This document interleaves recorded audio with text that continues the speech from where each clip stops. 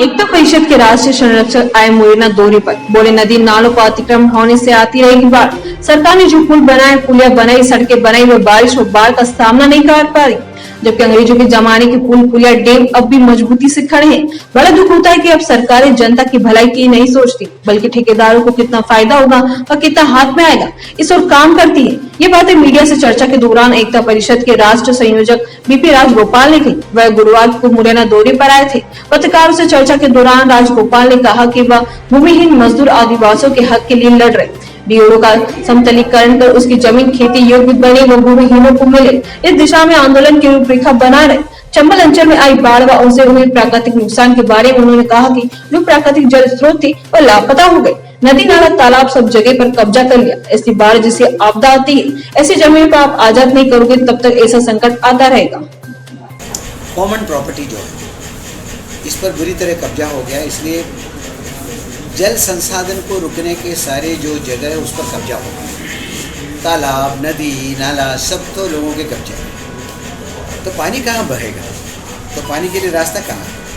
इसलिए बाढ़ आता ही रहेगा। एक बार में ये कदम होने वाला नहीं। जब तक कॉमन प्रॉपर्टी को आप लिबरेट नहीं करेंगे, उसको फ्री नहीं करेंगे, बाढ़ को रोक नहीं पाएंगे। ये पूरे देश की समस्या है, यहाँ की भी समस्या है, उसको करना है। और तीसरी बात मैंने कहा कि अभी जैसे ही खेती की समय होगा तो लोगों के पास सीड नहीं है।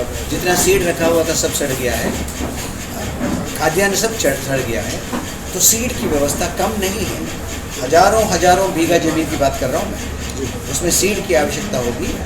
इसलिए गवर्नमेंट अगर 6,000 रुपया मुआवजा दे के भागने का कोशिश करेंगे तो सबसे बड़ी विषयता यह है कि एक सरकार कम से कम मुआवजा में निपटना चाहते हैं। लोगों को रिसेटल करने के बदले, लोगों की पूरी हाथ पकड़ के पहुंचाने के बदले उसको कम से कम दे के छुट्टी पालो, इस मुद्दा। दूसरा, जब लोग कहते हैं कि हमको ये जो नीचे के हिस्से से ऊपर के हिस्से में बसने दो, ऐसा जब कहते हैं तो कहते हैं फॉरेस्ट डिपार्टमेंट का ज़मीन है। ये तो गवर्नमेंट का काम है कि फॉरेस्ट डिपार्टमेंट के रेवेन्यू डिपार्टमेंट के बीच में एक्सचेंज करना, ज़मीन ढूंढना, लोगों को सही ढंग से बसाना। अगर इस देश के लोगों को बसाने की आपकी तैयारी नहीं तो सरकार फिर किस काम है? ठीक है, इसी के लिए तो सरकार है। बिल्कुल सही। लोगों को बसाने के लिए, लोगों को देखभाल करने के लिए, उसके लिए समय नहीं है। बाकी सब करने के लिए आपके पास समय है। तो ये ड्रामा में कुछ ज़्यादा दम नहीं है। तो एक तो ये मामला है, तो इसको देखना है। यहाँ मला जो मामला है मुरैना का, जो उनसे अच्छी बात हुई। उनको तुरंत जो भोजन की आवश्यकता उसको उसके लिए आटा वगैरह ले गए थे, लेकिन उनकी आवश्यकता एक तो रिसेटलमेंट है, उनको ऊपर लाना ही होगा। तो कलेक्टर से मिलेंगे तो उस पर बात करेंगे। दूसरा, वो भूमिहीन है अधिकतर, तो रेत पर और इस पर आधारित जी रहे, तो उनकी जीवन पद्धति सही होना तो उनको ज़मीन मिलना चाहिए खेती के लिए। पहाड़ समतलीकरण करके देना हो तो वैसे भी दे सकते। लेकिन हमने कहा ये सब तब तक नहीं होगा जब तक उनकी आवाज़ नहीं होगा, बुलंद नहीं होगा। इसलिए आज जो काम हुआ वो है कि मला एकता संघर्ष समिति का निर्माण हुआ। अभी हर गांव से 5-5 लोग आएंगे, उनका प्रशिक्षण होगा 9 तारीख को जोरा आश्रम। फिर हम आगे का रणनीति तय करेंगे, अगले 2 साल इस सारे प्रक्रिया को कैसे आगे ले जाएं।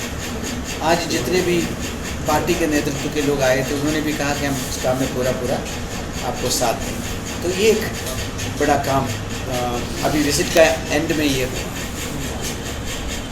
एक बात जो दूसरा मैं कह रहा था कि समर्पण का 50 वर्ष पूरा होने जा रहा है।